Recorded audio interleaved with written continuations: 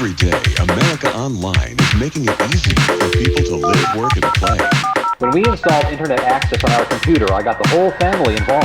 And you play by the use of the computer. Just what is this main artery of the information superhighway? Stop, you beautiful bastards! No matter how large, no matter how small, we'll be on the internet in the year 2000. It's the primary way that people will look up information. Shut up! When we were there. Hello and welcome to When We Were There, a biased internet history. My name is Thomas. And I'm Josh, and this is a podcast all about the history of internet content, the who's, the what's, the where's Waldo. We get into it all. Whether you like it or not. I think people should like this one, Thomas. We have a pretty cool cat of a guest today. I think a little history on this. About 4 years ago, Thomas sat me down and he said, you got to watch this show. And that show was called Nirvana the Band, the show. And I said, how'd you hear about this? And he's like, oh, it was from this YouTube channel. And that YouTube channel is now one of maybe like 5 people I still watch on a daily basis. Is that actually true? Did I put you on to Adam? Oh, yeah. YMS? Oh, yeah, absolutely. Huh. Well, thank you. So, yeah. No problem. So we have Adam here. Thank you so much for being on the podcast, man. I made it. You did it. Finally. This is your final level of success. Yeah, it's all downhill from here. Yeah. Oh, yeah. I mean, this is the beginning of the downfall, absolutely. Yeah. Everyone who comes on here, like Kevin MacLeod was killing it, and now he's like blowing dudes on the subway. What about Fox McCloud? Fox McCloud actually was one of the few people that got a modicum of success off of the show. Mm-hmm. But he died later. He grew like 50 feet first and then died. Yeah. And he's It was not pretty doing well tragic. anymore. Sometimes I still see his girlfriend, but it's, You guys are hooking up? like a little bit, but I'm not into it. Like, I don't want to be doing it, You're but I feel pissed that you're bad. hooking up. I am pissed. But Crystal. It's not my choice, really. It's just I feel like it's something I have to do. To keep his memory alive? Non-consensual. No, Yeah, not at all. I'm not consenting, not at all. I'm pissed, but Both it of is you are what it is. angry that it's happening, but it's kind of one It's of those It's unavoidable what Fox things. wanted. Yeah. I've been hooking guess. up with the frog for no reason Oh, whatsoever other than it's Skippy? kind of fun. is that the name? Yeah, Yes, it's Skippy. terrible, but I keep doing it. No And teeth. I'm not proud.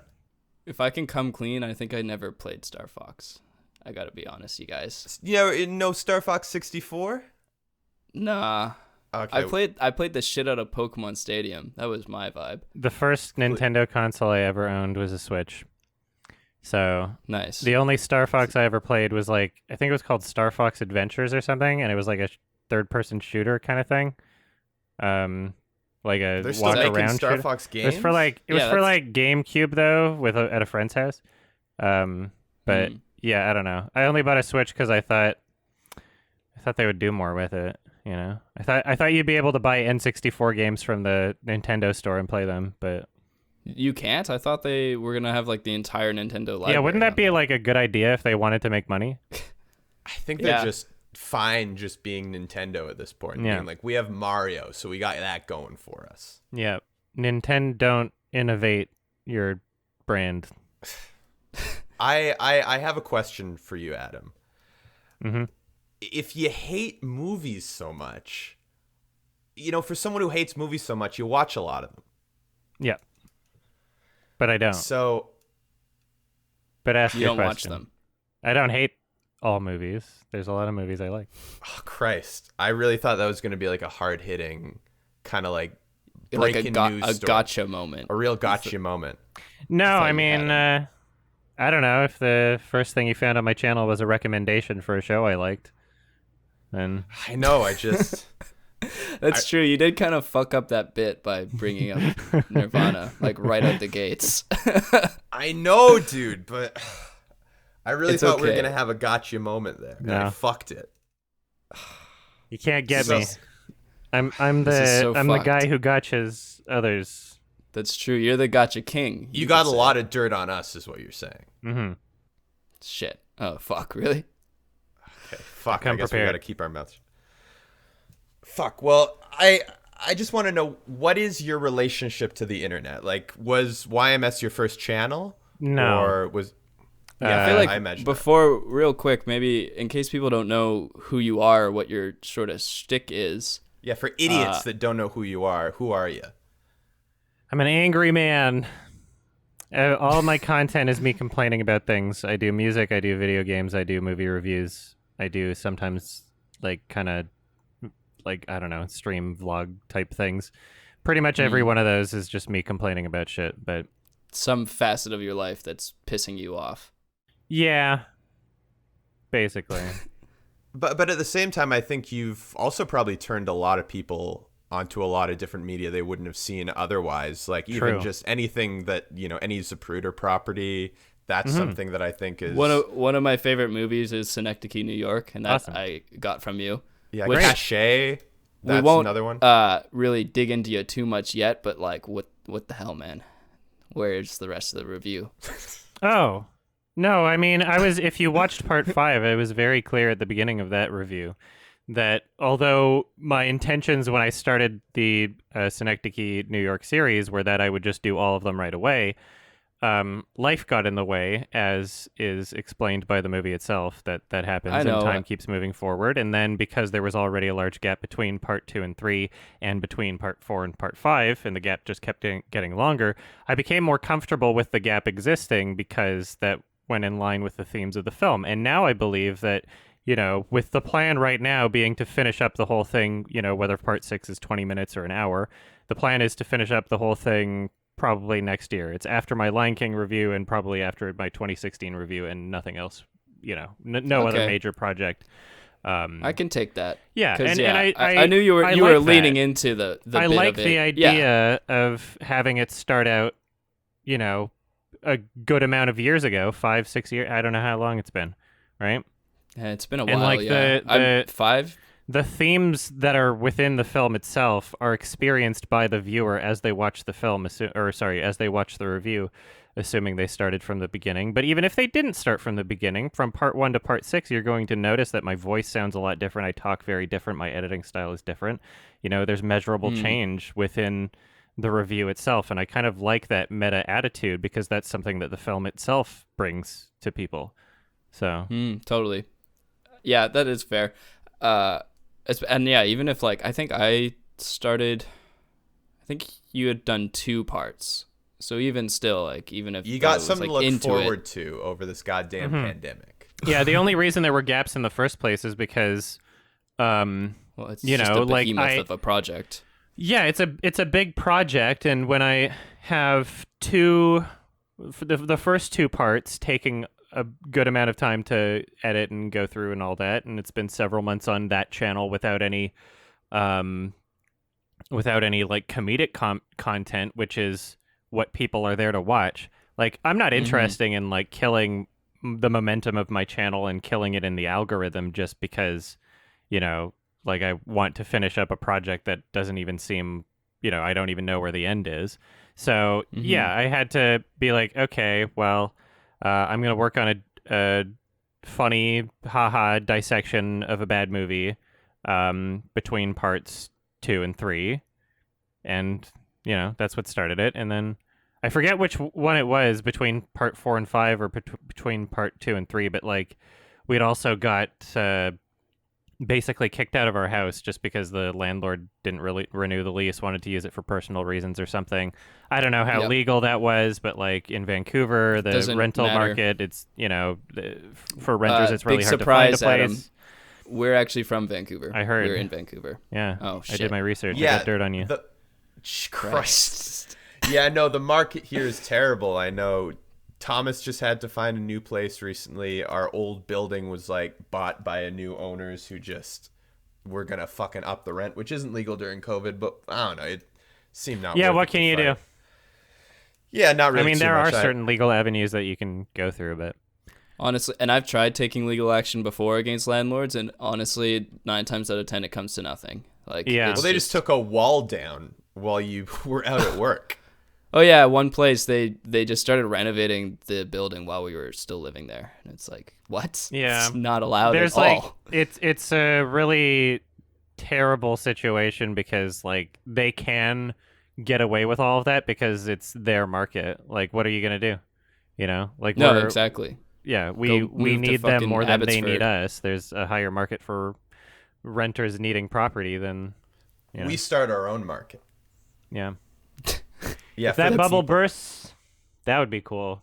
But we never know if that's. I going wanna to pay happen, I in guess. They've been Montreal saying it's fucking gonna burst rent. for like 30 years. Yeah, which will I- happen I swear. first, the housing bubble or the earthquake? Yeah, true. Hey, for people who don't know, this is something that's like just a fear that's instilled into Vancouver children. When you're like 8, they tell you, "Hey, at any moment, it could happen right now." Because we're due like, for it. It's going to be terrible. yeah, an apocalyptic earthquake could just happen and like destroy the entire city.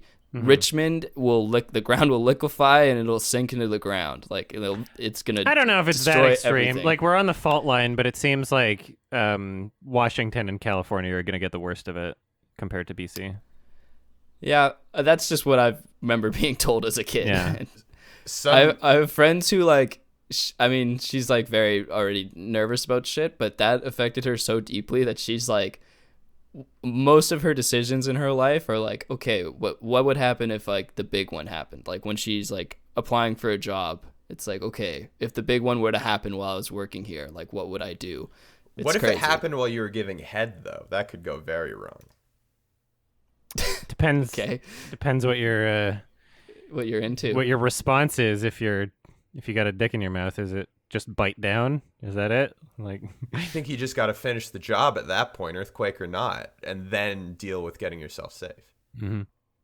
That's the polite thing to do, I guess. Yeah, absolutely. You want to be polite, earthquake or not. But yeah, so I guess like Josh was asking, I think out of all of the guests we've had so far, Adam, you strike me as probably the most likely to be a consumer of the internet more so than just a creator. Mhm. If that's correct, because Yeah. a lot of the guys we talk to, I'm like talking to F&D or whoever, I'm like, oh, like what was it like being on YouTube back, in the day? And they're like, well, honestly, we were just kind of uploading. no. We weren't really consuming. Yeah. So that's something I'm interested to ask about, particularly, and again, I'm just assuming, but I get the sense you probably spent some time on 4chan. Oh yeah. Is that Yeah, back in the which day. I think is back in the good old days of. I don't know how Yeah. good it was, but No, it wasn't great. But you're even very vocal on your Reddit, not Oh, just yeah. like AMAs. yeah, which is because something that I think- Reddit's a really good place to have like a good understanding of what what my fan base is thinking of, and have like a curated understanding of not everything gets upvoted that should, but Mm-hmm. it's better than just 4chan where any random troll has equal weight in the conversation as somebody who more legitimately reflects the broader community. Mm-hmm. Well, I just also think, for someone where a lot of your brand is being pissed off by things, you really do give a fuck a lot, whether it be actually the quality and continuity of what's happening with the film or, communicating with your fan base. And I think, in a lot of ways, I think you and Red Letter Media probably created what is now sort of the baseline or the formula for video essays or reviews. Kind of. I don't know.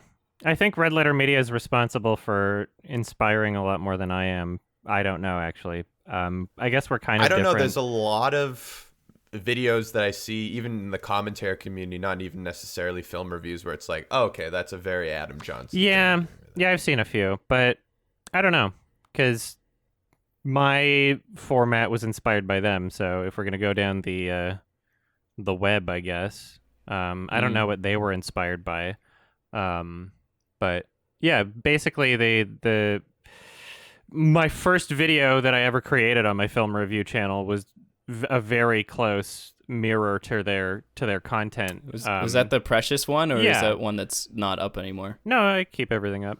Nice. It was the pressure. But Yeah, in the Pression one, you even talk about how inspired you are by Red Letter. Well, yeah, because You do it I'm you do it an a few honest times, person, and actually. I'm not.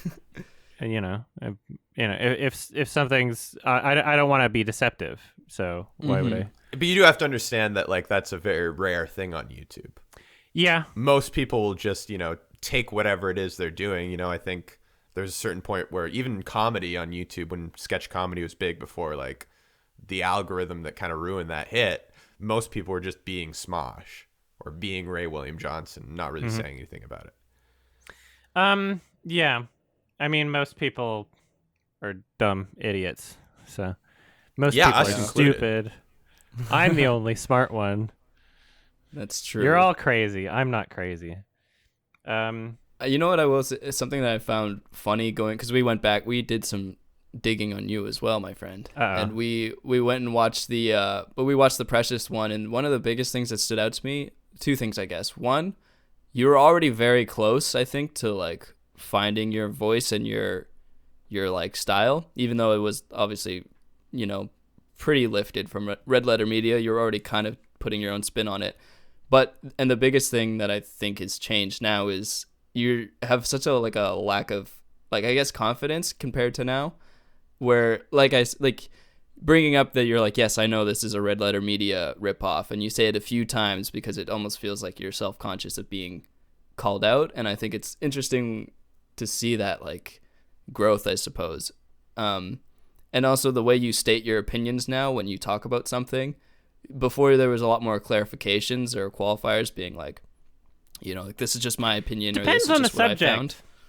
Depends on the subject, because like again, keep in mind with that review when you're heavily criticizing a widely celebrated film that is independent, it rose through the ranks, and it's got so many different social qualifiers, black filmmakers, overweight actress, the film's about like rape and discrimination and all that. You want to make very, very clear that if you have contentions with the absolutely. film, that it's not contentions with the subjects surrounding the film or the subjects that Yeah. the film discusses. And so, yeah, I thought that was an important clarification to make. Of course. So it I depends think on the more what subject, I was- I think. But Well, yeah, and that's fair. But I think more what I was kind of leading to was that I'm wondering now that you have like an audience that like seems to respond to what you say, do you feel more confident in giving your opinions online? it depends on the subject. Yeah, It fair depends enough. on what it is. I would say there's, in my mind, what I think is like generally overall, I would say that I made less qualifiers back then for certain things.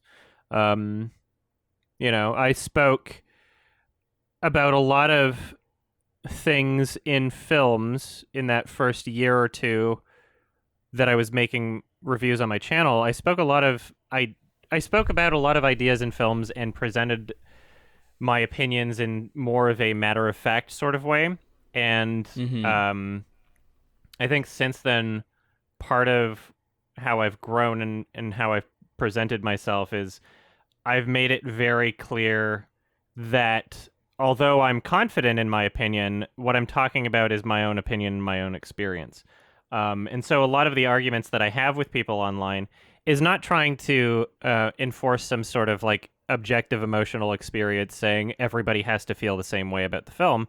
It is to say that my experience is not invalidated just because you disagree with me. So a lot of the arguments that I have when I say like, oh, I can't turn my brain off no matter how much you might want me to, that's not an argument saying that if you didn't notice the same things I noticed, then you're stupid and you watched the movie wrong. That's not what the argument is. It's an argument against, whether preemptively or otherwise, it's an argument against a very vocal group of people that will try to invalidate my opinion by saying that I watched the movie wrong because I noticed certain things in it, or because I had feelings about certain parts in the movie, saying like, Yeah.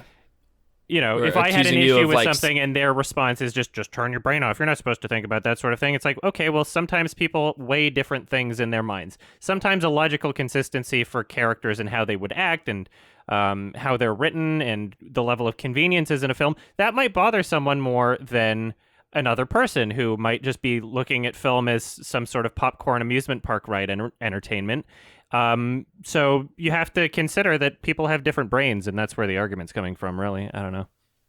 Well, absolutely, but I think it's one of those things where if even, someone says, you're just nitpicking, I think there's definitely a lot of films out there that clearly give a shit. And it's especially when you start noticing that, I mean, this is kind of different, but the first job I got, in the industry was visual effects. And I think once you start doing that a while, it's hard not to notice things. Oh, yeah. You know, it's like, oh, okay, like clearly that was not keyed well at all, or Yeah. regardless of what it is, you start noticing these things, and I think when you see that people give a shit, it's pretty cool.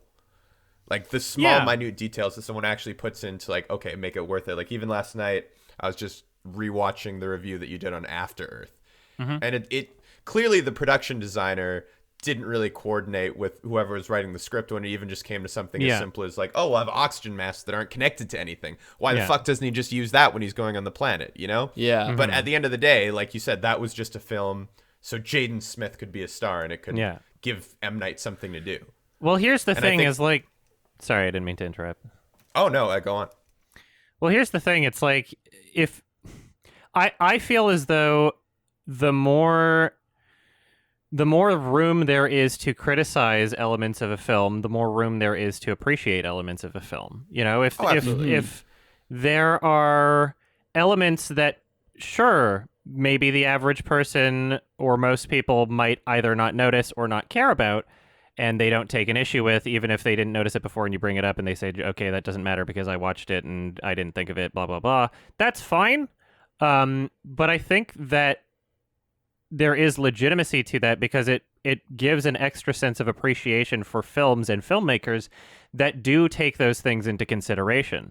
So a lot of my favorite films and filmmakers are super meticulous. They care about not just what the actor in front is doing, they care about what the extras are doing. And they give them very specific details on how to act and work with each of them personally on an individual level, just even for one shot where there's like, you know, a room full of people in a theater, and the shot can go on for like 10 seconds, a minute, doesn't matter how long, but it's always going to be interesting because out of the 50 people you can see on the screen, you can watch somebody different. Your eyes can go to somebody different every time, and it's like, oh, they look like real people doing something, right? It looks like you just stuck a camera in a real room, although you know it is acting. There is a level of appreciation that can be brought to that. So it's like, yeah, in a dumb factory movie or movie that I would consider to be a dumb factory movie where they don't give a shit about any of those things, and there's every extra in the background looks like they weren't told what to do and some assistant director said, fuck it, go run out there. I think that that's worthy criticism because otherwise, if that's not, then how do you appreciate the films that do make those considerations? Well, Totally. even something where you look at like something with a micro budget, even that like you've turned us on to, like Operation Avalanche, they took the time to actually convert a lot of their digital to 16, to splice it with a 16, Yeah, that to was make cool. it look natural. And then all like everything they did with actually like putting themselves almost like Forrest Gump style into a lot of like pre-existing footage of NASA. Like clearly there's effort put into there on such a micro budget, and you see these like $300 million films, or even like, as people in Vancouver, I'm sure a lot of people here have done their tour on a couple hallmarks where clearly no one on set gives a shit. Yeah, that's what I was gonna Yeah. bring up. I did like a year as a camera assistant on Hallmarks, and it's like it's literally soul sucking. I know. It's so terrible. It's most projects being filmed in Vancouver, especially, but globally. I know. Yeah, it's awful. But I was also gonna say, in line with that, where like a lot of these things, like obviously not every movie is gonna be fucking Synecdoche, New York, which is so meticulous and like every detail is orchestrated. And I don't expect every movie to be like that. But oh yeah, there's when, nothing wrong with popcorn movies. I love popcorn movies too. But Crank when a too? when a Awesome. when a movie doesn't, like, there are some things that are just not hard to do, and once you like start working, like if you work in the industry at all or work on a set and you see like the things that they'll just not care about, Yeah. and it's like it wouldn't have taken that much more effort to do it right. Yeah, That's when I get really upset. There's like different levels of what audiences are willing to accept in films. If something becomes too common of a trope or too common of just like I guess general mistake, whether it's in the writing or the presentation, when more audience members pick up on it, then the film industry has to change. Otherwise, people are just going to be like, okay, well, that's bullshit, right? Like the level of acceptance for what computer-generated effects is very different today than it was in the 90s, right? And it's, you could look at like a really terrible computer-generated effect in the 90s, But audiences were willing to accept that because it was something that was the standard of the time, and they were, it didn't look as bad as it does now because there wasn't the same threshold of what people were willing to accept. Well, it's like when you would go and play fucking like PS2 or whatever and playing Ratchet and Clank, and I thought that game looked amazing, and I go look at it now and I'm like, okay, it does look like shit, but if we're at talking the same about time, I think. So I was just gonna say, at the same time, I think that if you're invested in the story, even with something like visual effects, you don't really care. But when it's a piece of shit film where clearly they didn't care, you start noticing little things, whether it be in the effects or the dialogue, that you wouldn't normally notice because you're actually invested. Depends on the movie and how they handle it, because there are, like, if you, let's say somebody really loves the writing in the film Maps to the Stars by David Cronenberg. There's near the end of the film, spoilers, one of the characters gets lit on fire, and this is basically the ending of the film. And they're right next to a pool, and the fire is not only CG, but it's fucking terrible CG. And like CG fire has been like pretty much perfected since, like, I don't know, The Hills Have Eyes in 2004. Like, there's no good excuse for why the fire should look that bad, especially when the director is David Cronenberg, who has done, famous for lots of like practical effects. It's like, okay, you were a director in the 80s. Just fucking light a stunt dude on fire. You can't see the person's face, right? It's covered by the fire. They're next to a pool. It's like the safest conditions you could possibly have for lighting someone on fire. This is the end of the movie. I don't care if somebody loved the writing of the whole thing. That is something that, like, it's so preventable, where it's like, okay, well, why is that? Like, it would have taken you like an extra day of filming or less just to like give a shit about that. Clearly you didn't give a shit. That doesn't mean the whole movie is bad if you enjoyed the rest of the movie, but it does become like kind of a stain in a way, because it's like, why don't you give a shit? Like, why? How can you consider that acceptable when it's just clearly looks so bad? And if I don't know how David Cronenberg could not think that looks like shit, like, I don't understand that. Yeah. Well, I think from the guy who made fucking Videodrome, that's like crazy. Yeah. Like, there's no excuse for it. Like, it doesn't make any sense. Like, you're an established director. And I think some people just like decide not to give it shit at some point. Like, I think if there's any amateur VFX artist out there listening to the podcast, you've probably used Action Movie Essentials, and every gunshot or blood hit in Action Movie Essentials is in The Walking Dead.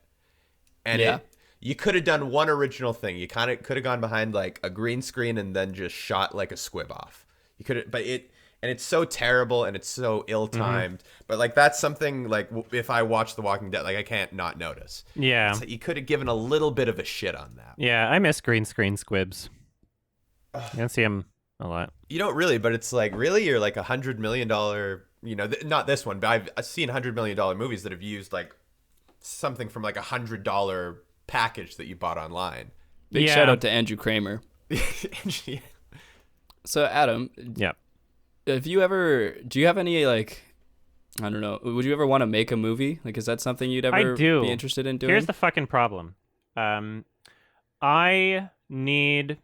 was actually talking to David F. Sandberg, the director of Shazam, and he was on Sardonicast, the podcast that I do. And basically what he was saying is, like, he was experiencing some sort of like imposter syndrome. Like, he didn't know what he was doing, but he made a short that was really effective, which was the Lights Out, I think it was called, is the film he made. But he made a short of that. It blew up online. Producers contacted him and basically set him up with everything, like okay, here's what you need, the crew, blah blah blah blah blah, and like, things were basically ready for him to just do his shit and just do his job, and he was able to make a successful film out of it, and now his career is doing great. That's awesome. I would love to get in a situation where, like that, which obviously I would have to make short films and prove myself to get into a situation like that, but I would love to get into a situation where I'm not feeling as though I'm responsible for every single thing. And I have a lot of trust issues when it comes to me as a human being, I guess. I've been let down by a lot of people. I've been screwed over by a lot of people. And so I'm also, like, if I'm going to make something artistic, I'm going to be a bit of a control freak over it. I want certain things to be certain ways. And so, I guess with when it comes to like future prospects of like making a film, it would be great to have an idea, have a producer or some producers that would be like, yeah, I want to fund your idea and I don't want to change your idea. Have some people that are like already in the industry to be like, okay, well, here, we can set you up with these people. Like I wouldn't have to make my crew from scratch. Like, because that's the most intimidating thing to me right now as somebody who's doing everything independently. Like, I made an album pretty much by myself. I made a music video pretty much by myself. It was literally just me walking around with a tripod filming different shots. That's the music video itself, the concept for that was brought out of me being able to do it by myself.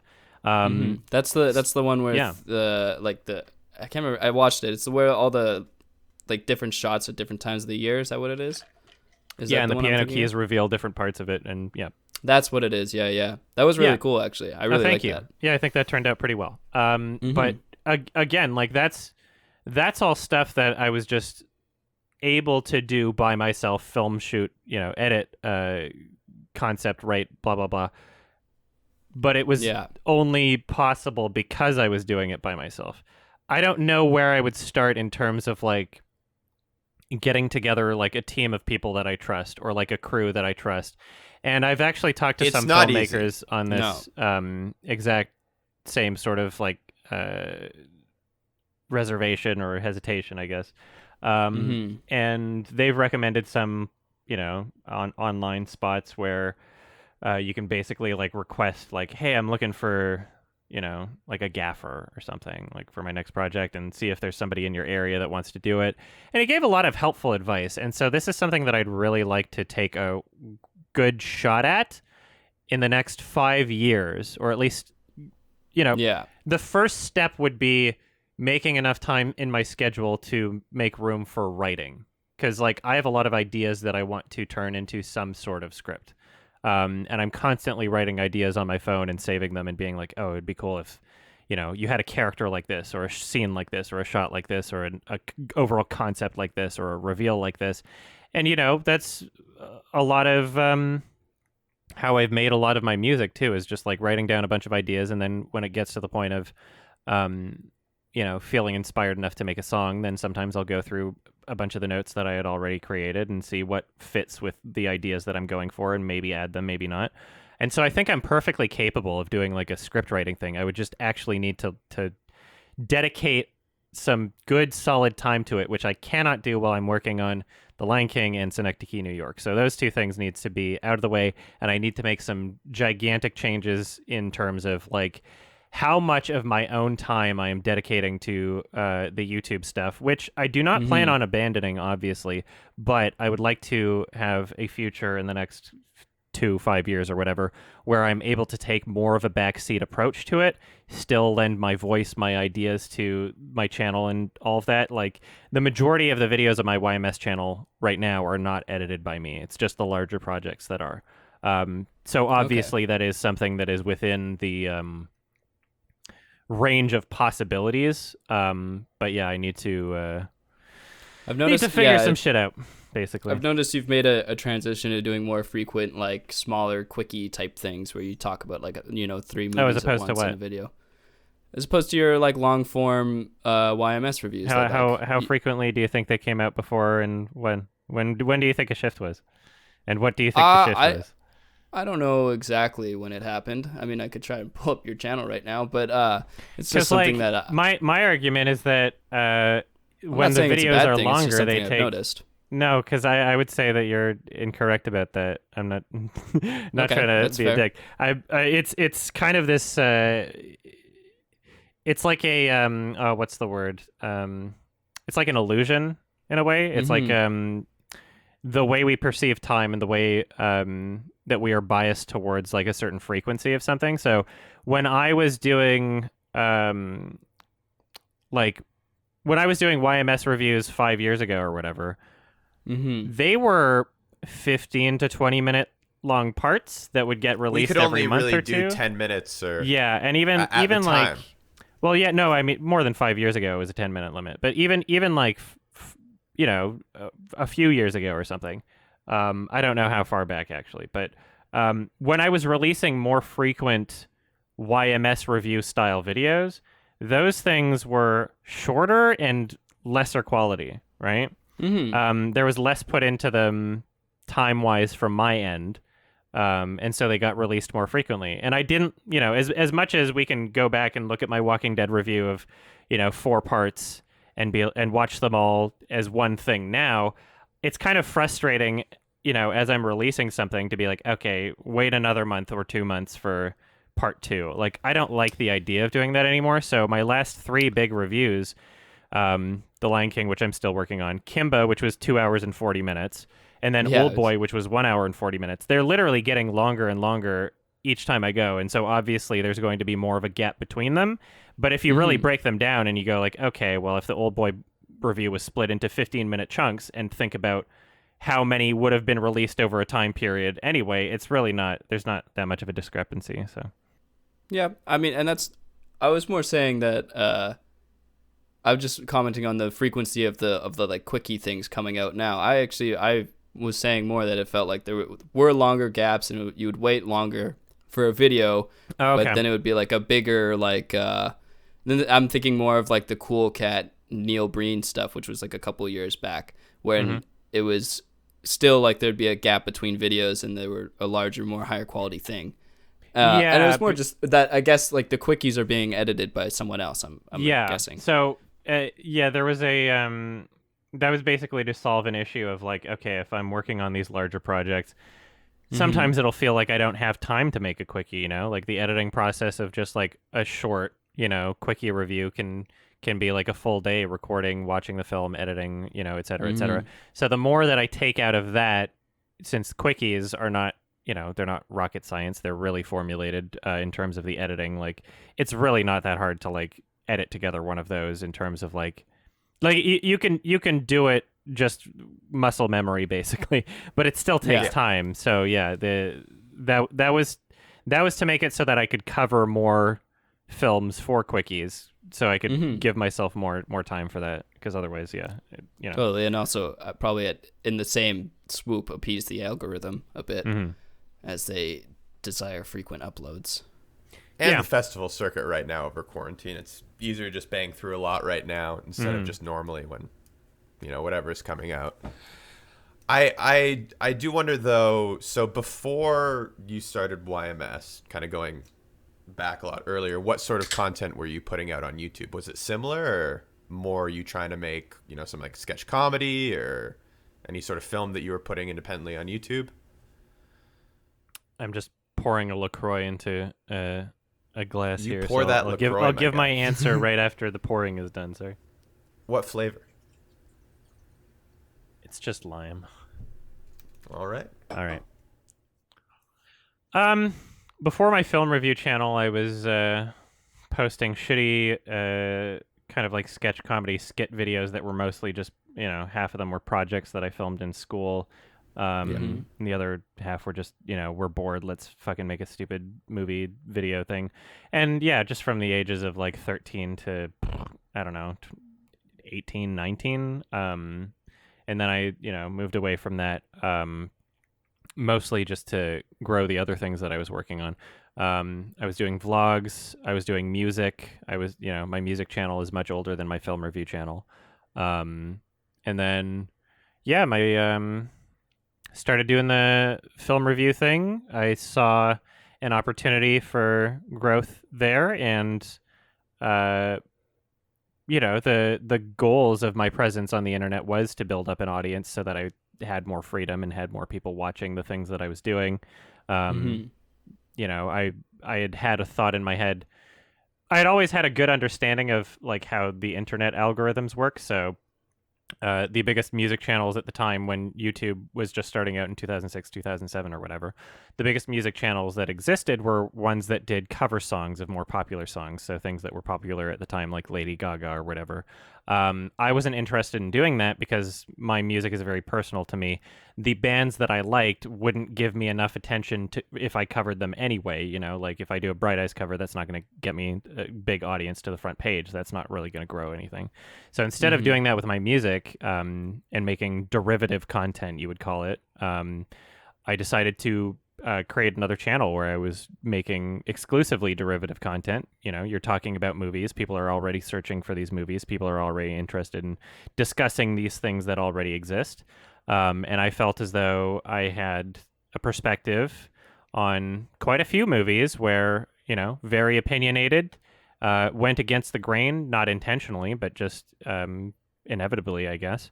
And so, yeah, that was a part of what got me started on my film review channel, and what started the name Your Movie Sucks is because like most of the strong opinions I had on movies, of like the ones that I really wanted to talk about when I was starting out the channel, were just things like, okay, everybody loved this, but this is just fucking awful, and I need to explain why. Yeah. And so, yeah. And I'm here to tell you why you're wrong. Yeah, but, you know, now I wouldn't categorize it that way. No, of I'm course, here to justify my own perspective on the film. So, I guess, like, back in the day, were you watching a lot of the big channels at all? Like, were you into people like Smosh and whatnot, or was that not your vibe? I watched Smosh occasionally. They were never, like, hugely my thing. I preferred F&D films to Smosh. Right on. And, yeah, the depends how far back in the day you go, because, like, the most like the most subscribed channels back in the day were like Smosh and like Fred, yeah, Renetto and like fucking What the Buck and like just all shout out these What the like Buck, another guest. Yeah, ancient names. Yeah. Of, you know, some sank and some swam. Honestly, I mean, save for like Sexy Phil, I don't really know anyone who's still thriving from that time. Like Smosh as a channel is still big, but like I don't know. Fucking Jack's Films has adapted pretty well. Jack's Films, yeah, that's true. I don't know, but he wasn't like big back then. He gained popularity. Like he's been making stuff for a long time, but yeah, he's existed as a bigger YouTuber for a while. Probably not. I'd say Shane before Shane got canceled. True. Yeah. I just guess like Phil pretty quickly rose to the top and pretty much hasn't left in the entire time. It's insane. Mm-hmm.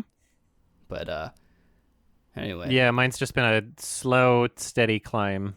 Hey man, I feel that. We're not even we've been trying to climb, but we keep falling. I've been making videos since falling off the Why mountain. falling? What do you mean? Just in terms of I've been making content on the internet for years and years and years, but nothing's like stuck, you could say, which is fine. So you have this podcast that you just started.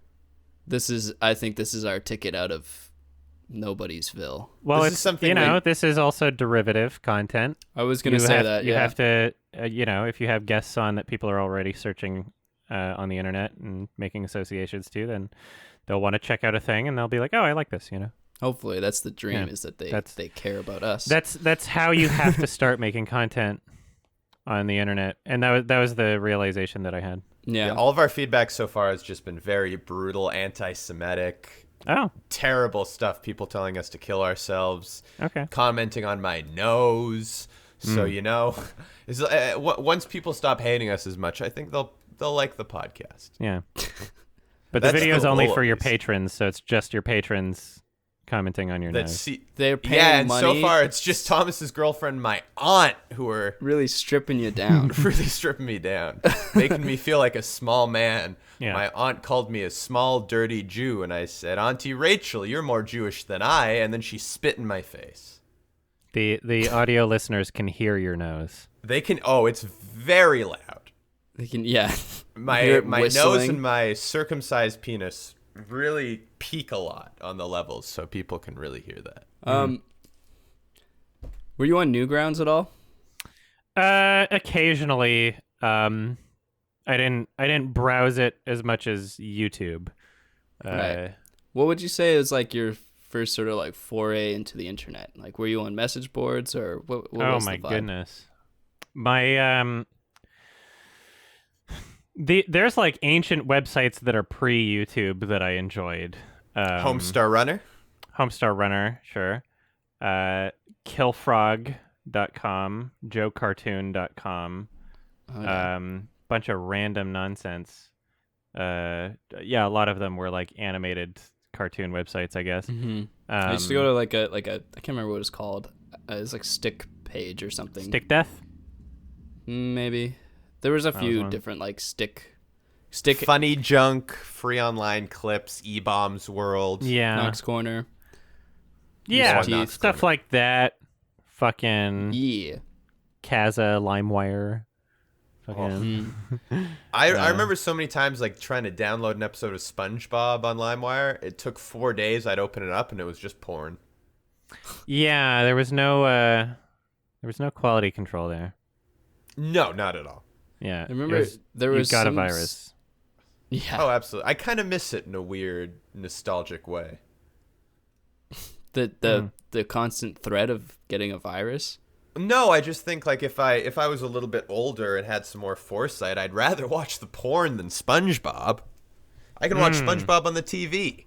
So True. you pull up the porn on your computer and SpongeBob on the TV, and with one eye you look at the computer, and with And the one other eye, the porn, and I'm laughing and jacking it at the same time. yeah, and you're having the time of your life. But I didn't have the foresight yet. Or the foreskin. I was gonna say that. Yeah. I never had the foreskin. That was something You did for a hot sec. I actually got a late circumcision when I was 5, and I had to wear a skirt to school because of the stitches. It was very uncomfortable and very embarrassing. But I Now- wasn't cool already. So Now it you're was too fine. traumatized to wear a skirt anymore. No, I'll still do it if it's comfortable enough for the stitches. You still The have stitches are still there. Yeah. I think something that interests us a lot is, and something you've dealt with a lot is fair use disputes. And I know when we had Blame Society on, just talking about using a character like Chad Vader, you know, luckily they had LucasArts support behind them, but I think people have tried to sue you many a time and you've successfully gotten past that. No one's ever filed a lawsuit against me. Oh, okay.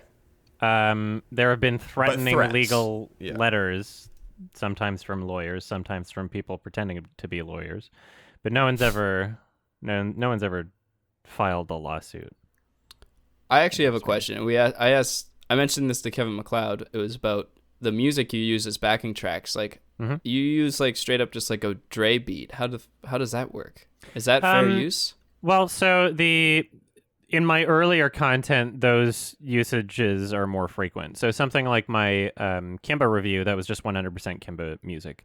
And so the important thing to understand about fair use and fair dealing is that specifically in fair use, especially the way that the American law is written, and you know, depending on how you want to interpret it, YouTube is an American company. A lot of the properties that I'm using are American owned.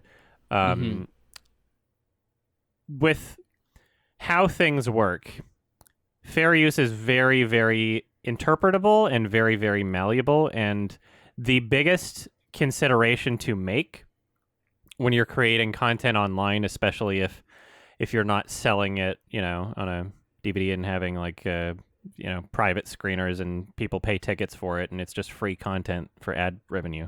If you're making content, especially on the internet, doing this, is that you can get away with using materials as long as you feel, and as long as you would be able to, you know, make these arguments in court, that your usage of these materials doesn't take away from the target market's demographic.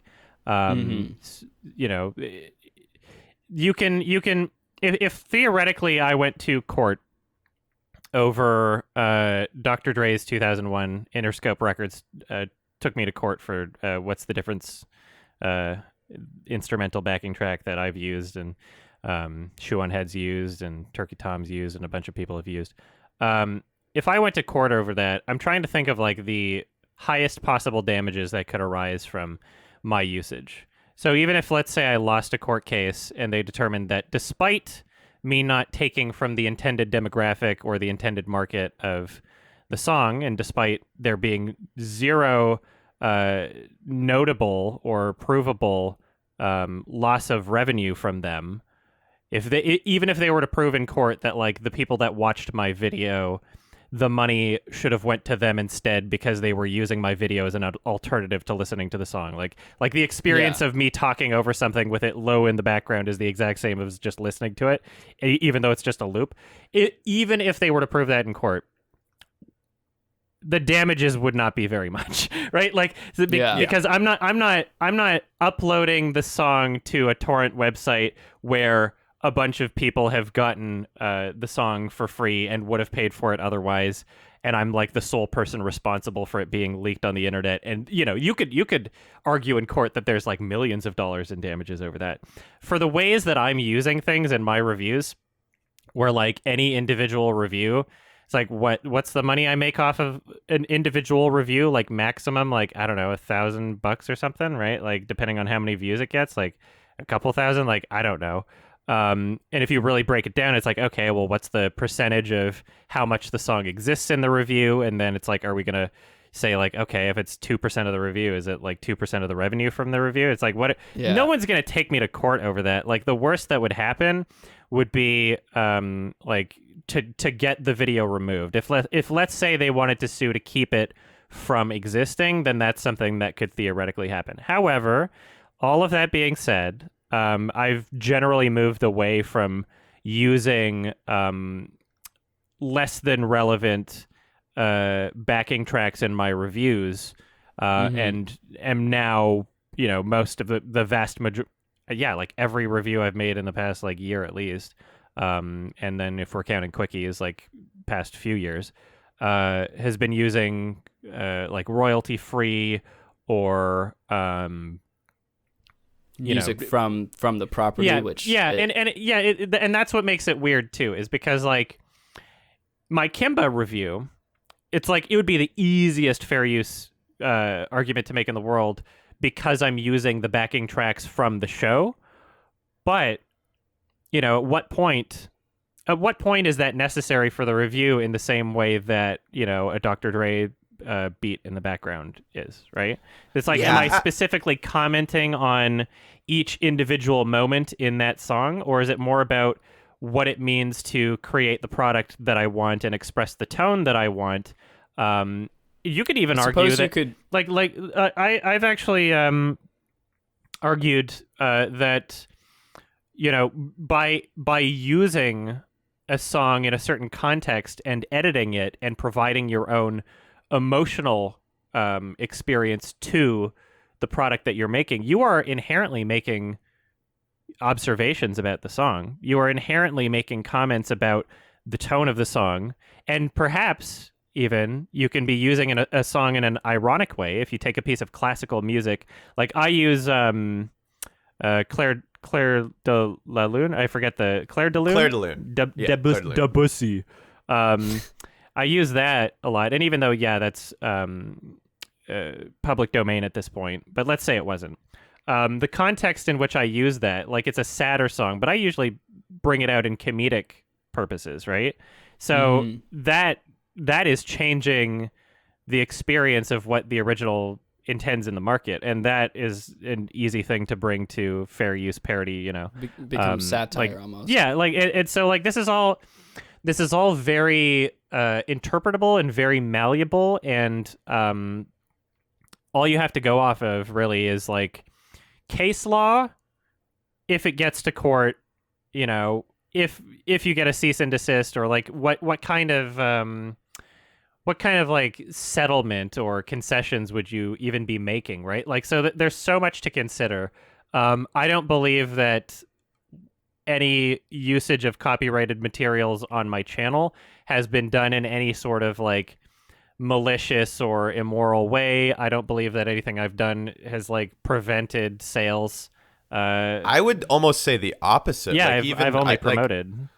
Like, have there been any artists that have come and been like, "Hey, you've actually pushed people towards songs"? Like, I know. Yeah, like, I've have entire watching playlists a lot of your of videos, like the stuff that Raid the Radio got stuck in my fucking head, and that's at least gotten 20 plays out of me, and I can't imagine I'm the only person. Yeah, and this is just something that people are going to have to accept about like the current landscape of media and the internet.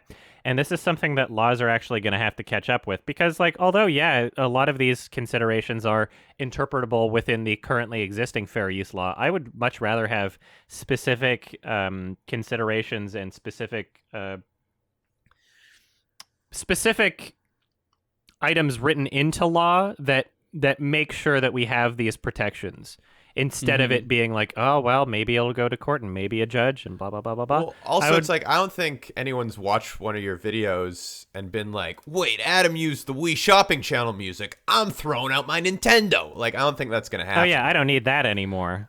Yeah, exactly. Yeah. Like, he's ruined it for me. That's something that a lot of older generations have to learn about the internet right now is like media has completely changed. Everything is a fucking remix. Everything's derivative. You know, like I'm so pro art and creativity and freedom, artistic freedom, that like I want to see a world where you can just like take an existing song that's not relevant to anything you're doing it, but putting it in your own content, and that content is so you, and you can argue that, you know, like as long as you're not creating an alternative, as long as you're not creating something where like people no longer have any reason to purchase the original song, then I think you should be able to do it. And if YouTube implemented a system that was much more free than what they currently have, and it's so easy, and they could do this in a fucking heartbeat. All they need to do is have their content ID system make considerations for the amount of original footage or music that was used and the amount of revenue that would go to the original copyright holder. Because in all reality, if you're using like a tiny bit of music, and if your video is an hour long and you use like 30 seconds of a song because you felt like this would just like make the review so much better or make the video so much better, it's just like as part of an intro and you want to promote the song and blah, blah, blah. Everybody that does that, I'm sure would fucking love to pay like the proportional percentage of their review or their video to the original copyright holders and claimants. Unfortunately, the reality is that like people don't have those connections. You can't just like fucking get an email for Interscope as some like, you know, fucking 15-year-old YouTuber making a video. Like you're not gonna get in contact with people for like you signing like all these legal documents and having like a 3-month ordeal just to get licensing for something. That's not gonna fucking happen. But YouTube can implement in their system a way of divvying out percentages of your video based on how much it is used. Like if let's say you make $1 for a video, and 10 seconds of it, 10% of it is not your content and it's someone else's, but you know the greater video is yours, you should get 90% of the revenue and they should get 10%. You know, depending on how that's used, and that would be so fucking easy to implement. They're already doing that, like not with YouTube, but like there are relationship. There are websites that have you can like do a cover song and you'll get paid for part of the revenue, and the original writers of the song will get paid as well. And it's automatically set up with major labels too. Like this already exists. The technology is not hard. And I would love to see a day where YouTube implements that sort of thing, and I would love for things to just get more creative and more free. Because I totally wouldn't mind if part of my revenue was going to like some of the sources of the original copyrighted material. I do mind that if 10 seconds gets clipped in my review that's like fucking 3 hours long, that 100% goes to the original owner of that 10 seconds. That's bullshit. Yeah, so that's insane. And that's why I wonder if it's actually a purely business incentive, that there's pressure on YouTube to not change that, because I'm sure they make a decent amount of revenue. Who knows? From claiming because videos. Like that the question to answer would be, is the implementation of this existing discouraging people from including these things in their content because of it? Because perhaps like, you know, all of the major YouTubers, all of the like big YouTubers, they don't fucking touch like copyrighted material. Like they can just get a license to like Epidemic Sound and use a bunch of like royalty-free music. They can just pay some random person to make like a tiny thing. Like they don't want to touch that shit because they don't have to, and they have all the funds and resources available that they don't have any issues staying away from pre-existing copyrighted content. And so for them, perhaps if YouTube implemented the system that I am just talking about, where it's like, oh, a small portion, you can pay a small portion of your ad revenue, perhaps they would start implementing copyrighted content and copyrighted music into their video if they found that it would make it a better product. Maybe perhaps what is keeping them from doing it is the idea there. It's like, oh, I won't make any money off of this entire video if I include like 10 seconds. So that would be the question to answer is like, yeah. I would just, we'll not take up too much more of your time, but I would be remiss just because this is an internet history podcast, and I think something you would have a unique perspective on that some of our other guests maybe haven't is the furry community. Mm-hmm. And is that something that, do you think was that bred off of the internet, or do you think that was there, before? It depends in what form. There was no furry community before the internet, really. Do you think that was a kink that was exist? Maybe not established under the same name, but something that... Look at I type into Google fucking Osamu Tezuka had like lewd mouse drawings that he made that his daughter recently uncovered after his death, a lot of like old fucking statues and shit are like weirdly sexually suggestive furry thing. Like obviously this has existed in people's minds well before, but the internet's existence is like, okay, now we can take this really niche interest and you can actually communicate with other people that have the same niche interest, whereas before it's like, okay, you're never going to find these people. I think as a tool, the internet is something that amplifies stuff. Like, so it'll take that like small, voice or kink or whatever community and like amplify it to be this big thing. And I mean, like any tool, it can be good or bad, and for different things. It's not great that it's amplifying it, but yeah. I mean, well. Yeah, it depends on what kind of things we're talking about, because if like incels and well, that's more like a political like ideology, absolutely, isn't it? But because, I think that's just totally, but it's still something that's fueled and amplified, I think, by the internet, by echo chambers. So while like on one hand, someone like you could find like a community that helps you feel more normal, I'm assuming, or comfortable in your own skin because you're like, okay, I'm not alone, and that's a really positive thing. But then at the same time, there can be people who are, you know what I mean? Well, I think it's like in our last episode, we said the internet can be used for like good, evil, or dumb. And mostly it's evil or dumb, but there is a lot of good there. I think one more question I'll just ask about it is, I also think there's a lot of misinformation on exactly what the furry community is or just what a furry is. Like I know I was just rewatching Entourage recently, and there's an episode where Turtle ends up hooking up with a furry, and in that it's described as just specifically stuffed animals. But I don't think that's right at all. Yeah, there's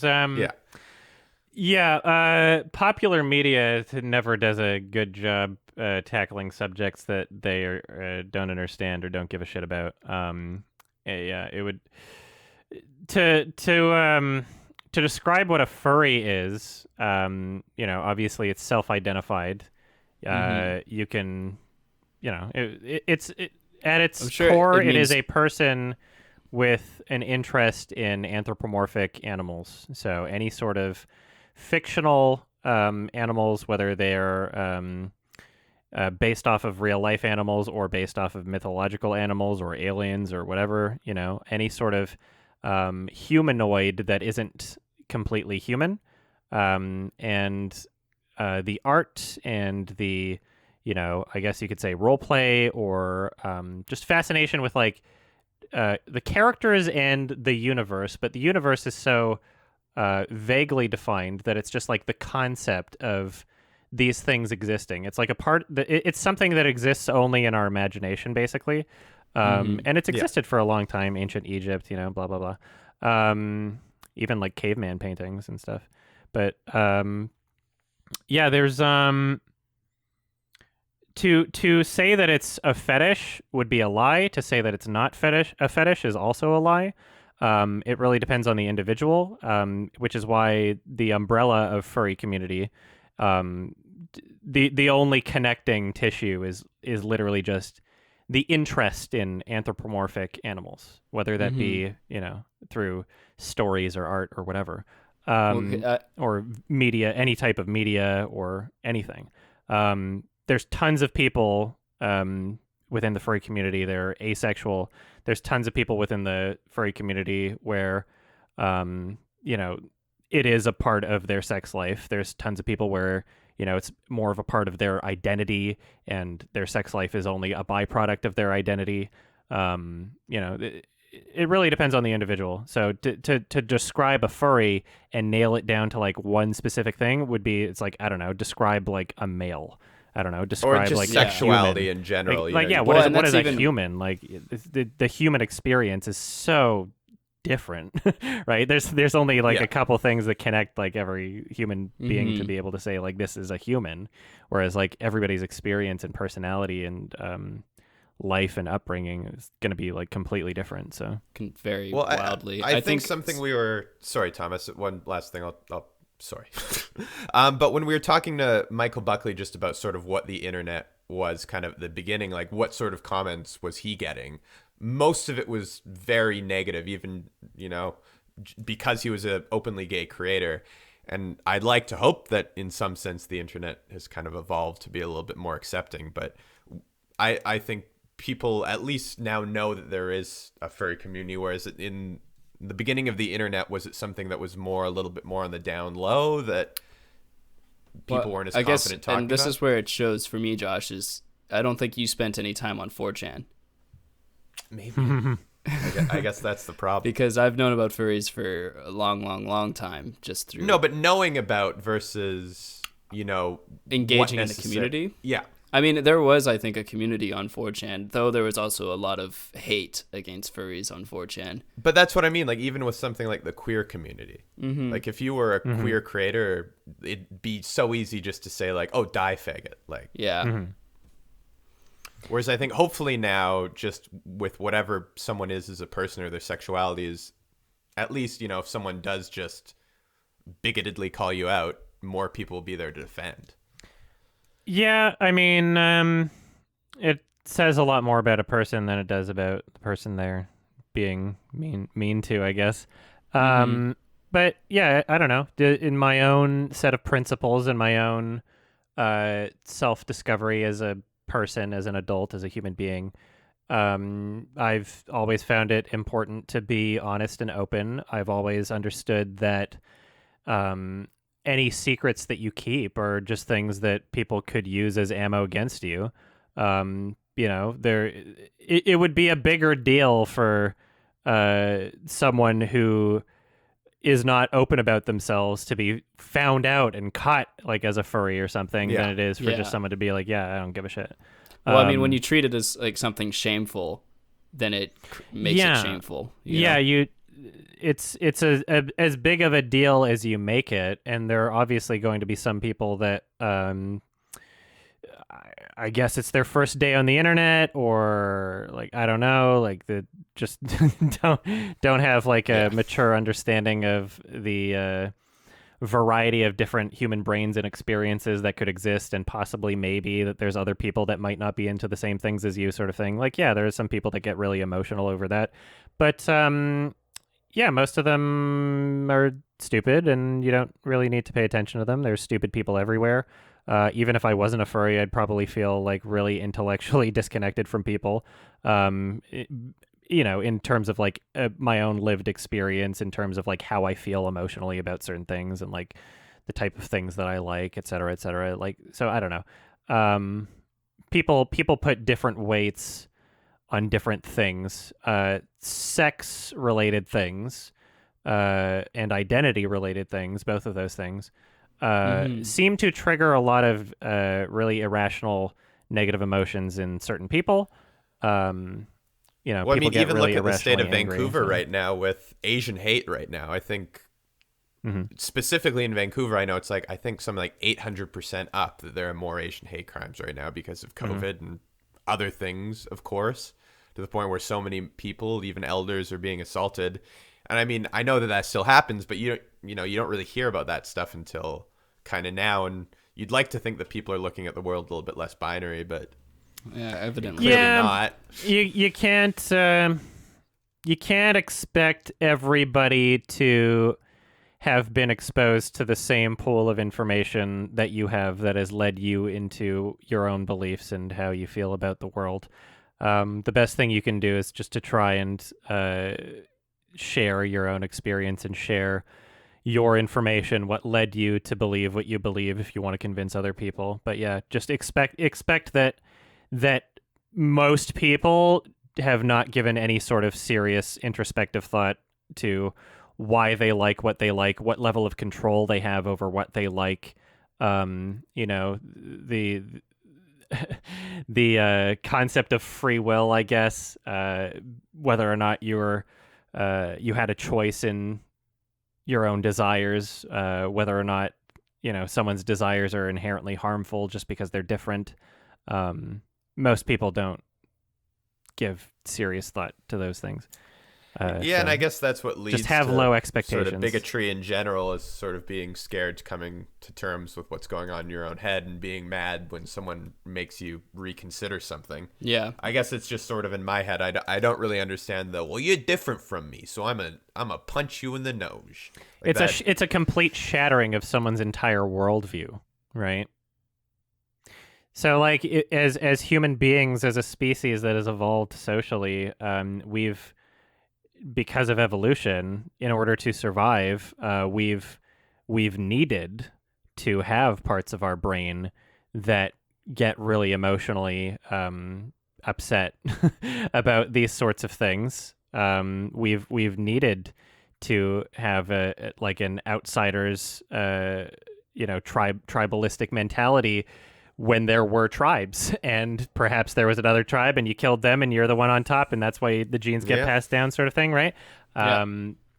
That's a part of our DNA, and it's just whether or not somebody is going to, I guess, even attempt to be intelligent enough to rise above their caveman brain and try to think of things a bit more critically and not just go with their gut reaction or their emotions or however they justify their emotions, I guess. It's understandable why people do that. I guess it just, like, I'm pretty dumb and I don't do this shit, so I guess it just doesn't really you're a pretty self-aware person, and that's kind of what it comes down to. It depends what you mean by dumb, because, like, there's people that spell, might that doesn't matter. Like, I don't give a shit if somebody knows rocket science. I don't give a shit if somebody like reads a lot of philosophy. I don't give a shit if somebody's not good at math. I really don't care about those things. Like, what matters to me in a human being is, like, whether or not you're an asshole. Yeah, absolutely. Like, that's the only thing that matters. That being said, if you don't know math, I don't want anything to do with you. If anyone's listening to this and it's like, I don't really know math that well, stop listening to this podcast. Because the goal is for this to become a math-based podcast. Yeah. I think that there's a level of intelligence when it comes to, like, your level of acceptance and your willingness to challenge your own beliefs, because that is something that, like, not a lot of people are capable of. And there's tons of people that are academically smart, and they have credentials and degrees, but they're completely unwilling to challenge their own beliefs, which is, like, one of the most important things that you can do as a human being with a brain, right? Yeah. And so it's like, I don't know, like, IQ isn't everything, folks. And honestly, is the a lot moral of the world's tragedies have come from people like that. A lot of the horrors have happened from people who are, like, very well equipped mentally, intellectually, but not in a self-reflective Hitler couldn't way. get into a Jewish art school. Yeah. And that's, yeah. And now I have no extended family. How is that fair? Oops. I guess, yeah. That was a big oopsie. He was having a bad day. Yeah, Christ. Hitler was having a bad day and wiped out, like, 6 million Jews, a bunch of gypsies, and non-whites, and mentally challenged people. It's a pretty bad day. It's a terrible day, but you know what? Everyone has bad days. So it's okay, Addie. I guess that's what the moral of this episode now Is everyone has a bad day. and it's okay, Addie. Mm-hmm. Yeah. Because I we don't- we were almost had Adam talking about like, you know, challenging yourself and self-reflection and whatnot. But then we drift over to like Hitler was just having a bad day. Yeah, and now that's what this show is about. So I hope you're happy with yourself. Yeah, as long as none of my family hears this, I think I'm still ace at Well- Pesach dinner next week. It's What all about good. your auntie? Oh, shit. Okay. Well, fuck. But you know what? On that note, Adam, thank you so much for coming on the podcast. We really appreciate it. Where problem, it can was people fun. find you? Search YMS on YouTube. The channel name is yourmoviesucks.org. There's also a website, yourmoviesucks.org. You'll find a bunch of links to my other things from that website or from the YouTube channel. Those other things include my podcast, Sardonicast, that I run with Ralph the Movie Maker, and I Hate Everything. Sometimes we have on guests. Sometimes those guests are filmmakers. Sometimes they're YouTubers. I do music, and Unkindness is the band name. AN_UNKINDNESS. My recent album is called 10 Years. Maybe check it out. Spotify, iTunes, all the major platforms. I do gaming. Gaming channel is Adam Plays, ADUMPLAZ or ZE. And yeah, I man. You got any things people should be looking out for? Anything exciting coming up? Oh, the Lion King review. Yeah, the Lion King review. But it's like, fuck, it's taking so long. Yeah. I'm What's excited. the runtime on it at this point? Is it like 3 hours? It's well, I mean, like Following the projected or pattern? like from what I've edited. Projected. Either, yeah. Projected. It's I don't know. It's between 3 and 4 hours. I'm excited then. I loved the Kimbo review. That was just super fucking interesting. And I think Thank you. when you're invested in something, you're totally fine watching 2 hours of it. Totally. Well, the fact that video has like how many million views? 3 point something. Yeah. On a 2-hour video, you don't see that a lot. So fucking congratulations, man. Like I said, that's Thank you. no bullshit. You are one of like the 5 people I actually consistently watch, and I get a lot of entertainment out of your content. So it's definitely an honor to have you on the podcast. Thank you so much. Thank you so much. That was fun. If you want to find us, we are Friend Styles on YouTube. We are When We Were There show on TikTok, though they took down our last TikTok because apparently you can't have pubes in it. Too hot for TikTok. So you can see that on our Instagram, When We Were There show, Friend Styles on Patreon, and we're still working on getting our wholesome OnlyFans up. Yeah. Also a website at some point. We have friendstyles.ca because we're repping Canada. Not because friendstyles.com was taken. That's not why. That's not why at all. No, it's friendstyles.ca because Canada, but there's nothing on there. So I just hold up. Don't go there. Not yet. I'm working on it. It's on my to-do list. I'm looking. No, wait. No, it's not on my to-do list. Oh, shit. Okay. We'll get it on there. Thank you guys for listening. Thank you, Adam, so much. We'll see you guys next week. Bye-bye. Bazinga.